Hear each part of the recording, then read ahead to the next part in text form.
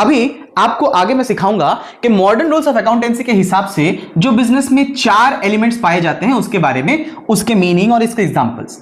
देखो, सबसे पहले जो आपको एलिमेंट दिखेगा वो होता है एसेट्स, फिर आपको जो एलिमेंट दिखेगा उसको बोलेंगे लायबिलिटीज, फिर जो एलिमेंट है नेक्स्ट उसका नाम है एक्सपेंसेस एंड लॉसेज, यानी कि मेरे खर्चे और मेरे लॉसेस, और फिर नेक्स्ट एलिमेंट का आखिरी एलिमेंट का नाम है इनकम्स एंड गेन्स, यानी कि मेरे कमाई और मेरे फायदे। एक एक करके सबको समझते हैं। देखो, सबसे पहले मैं आपको समझाना चाहूंगा एसेट्स को, कि एसेट्स बोलते किस चीज को हैं। तो एसेट्स को अगर मुझे समझना हो कि एसेट्स किसको बोलेंगे, तो उसके लिए देखो 2 फोल्ड डेफिनेशन को हमको फॉलो करना पड़ेगा, जिसमें हम लोग बोलेंगे कि एसेट वो चीज है जिसका फायदा मुझे अब नहीं फ्यूचर में फायदा मिलेगा। तो अगर कोई चीज को आपको पढ़ के साउंड आए कि यार इससे फ्यूचर में फायदा मिलेगा, तो आप उसको क्या करके पुकारो, आप उसको एसेट करके पुकारो, ठीक है। लेकिन वहीं पे और एक डेफिनेशन होता है एसेट का, कि अगर आपको फायदा फ्यूचर तो छोड़ो, फायदा ऑलरेडी मिलना स्टार्ट हो गया है, क्या लिखा मैंने, फायदा ऑलरेडी मिलना स्टार्ट हो गया है, तो वो फायदा आपको 12 महीने से ज्यादा का अगर मिलते हुए दिखे तो आप बोलोगे कि वो मेरा एसेट है। तो एसेट्स को क्लासिफाई करने का, एसेट्स को पहचानने का मैंने आपको 2 तरीका बताया। सबसे पहला तरीका क्या, कि या तो वो फायदा अभी ना दे, फायदा फ्यूचर में दे, और अगर फायदा ऑलरेडी मुझे मिलना स्टार्ट हो चुका है कोई भी चीज से, तो मैं उसको एसेट तब बुलाऊंगा जब फायदा मुझे 12 महीने से ज्यादा का मिलेगा, ठीक है। तो एसेट्स का डेफिनेशन 2 फोल्ड होता है। अगर मैं आपको एसेट्स के एग्जांपल बताऊं तो आपको पता होगा कि ऐसा बहुत सारा चीज बिजनेस में एलिमेंट के तौर पे आपको देखने को मिलेगा, लाइक कैश, ये आपका एसेट है। आपका जो बैंक बैलेंस है, आप बिजनेस खोलोगे उसके नाम पे करंट अकाउंट में जितना भी बैलेंस चढ़ेगा, कितना भी बैलेंस है, वो आपका एसेट है। बिजनेस में इस्तेमाल करने के लिए जितना भी आपने फर्नीचर्स को एक्वायर करा होगा, जितना भी आपका फैक्ट्री में मशीन्स वगैरह डाले होंगे आपने, जितना भी जमीन वगैरह आपने एक्वायर करा होगा, जो भी फैक्ट्री का बिल्डिंग वगैरह, ठीक, प्रीमाइसेस, ये सब आपका लैंड हो, बिल्डिंग हो, फर्नीचर हो, मशीन हो, कैश हो, बैंक का बैलेंस हो, ये आपको सालों साल फायदा देता है, फ्यूचर में फायदा लाता है, ठीक है। तो ये वो चीजें हैं जिनको हम एसेट बोलेंगे, ये है एसेट का example.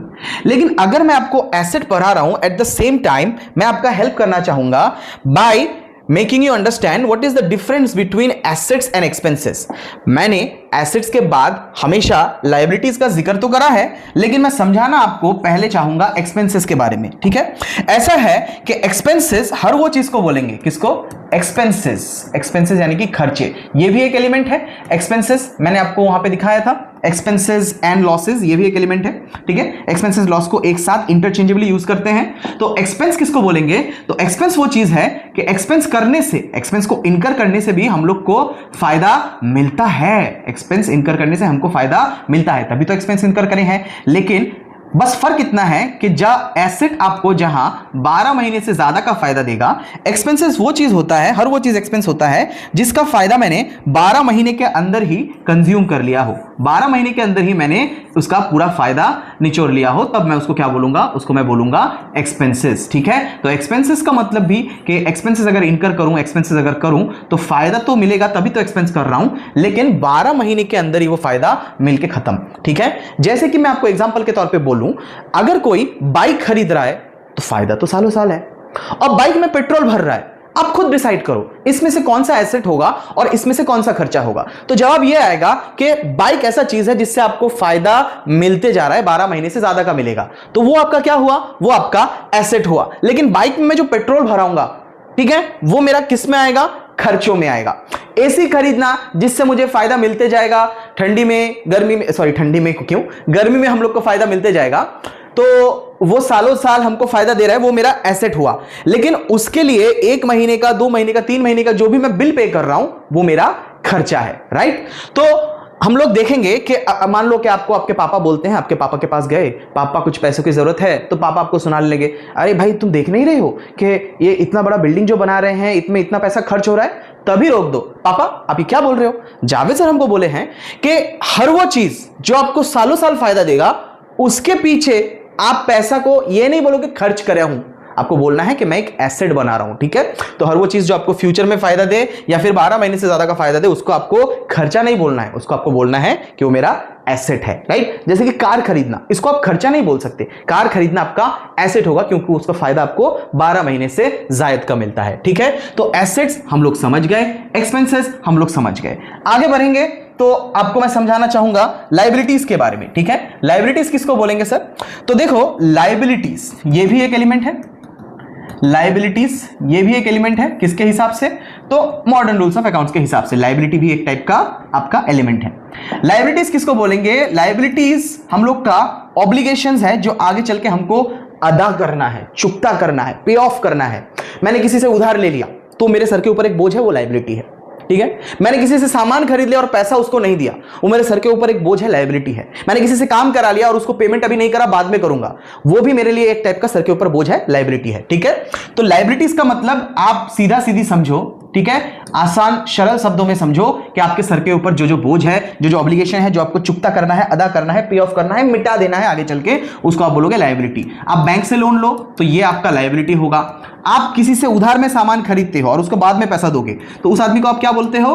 He is my creditor. तो वो क्रेडिटर आपका लायबिलिटी है, ठीक है। मान लो कि आपने क्या करा है कि एक बिल्स ऑफ एक्सचेंज में साइन करा है कि 90 डेज बाद मैं आपको पैसा देने में बाध्य रहूंगा, तो वो बिल्स आपके लिए कहलाएगा बिल्स, वो बिल्स ऑफ एक्सचेंज आपके लिए कहलाएगा बिल्स पेएबल, जो कि एक टाइप का आपका लायबिलिटी है, ठीक है। और उसी तरीके से आपको लायबिलिटीज के और भी बहुत सारे एग्जांपल्स मिलेंगे, ठीक है, जो हम लोग आगे करेंगे।